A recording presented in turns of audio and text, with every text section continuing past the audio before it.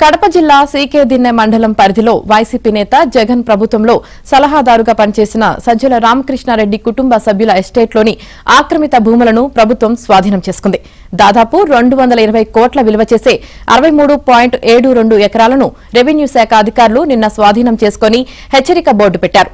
ఇందులో 52 ఎకరాల అటవీ భూమి ఉంది. మిగిలినవి ఇరిగేషన్ అసైన్డ్ భూములు.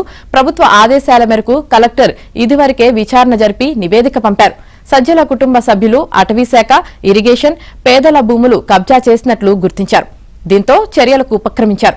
సర్వే నెంబర్ 1629లో ఆక్రమణలో ఉన్న 52.42 ఎకరాలను స్వాధీనం చేసుకోవాలని జిల్లా ఫారెస్ట్ అధికారిని కడప జిల్లా కలెక్టర్ చెరుకూరి శ్రీధర్ ఆదేశించారు.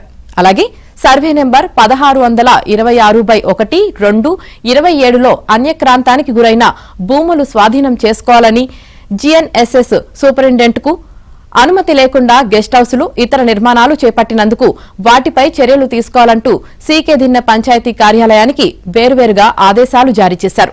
దీంతో అధికారులు సజ్జల ఎస్టేట్లోని ఆక్రమిత భూములను స్వాధీనం చేసుకున్నారు.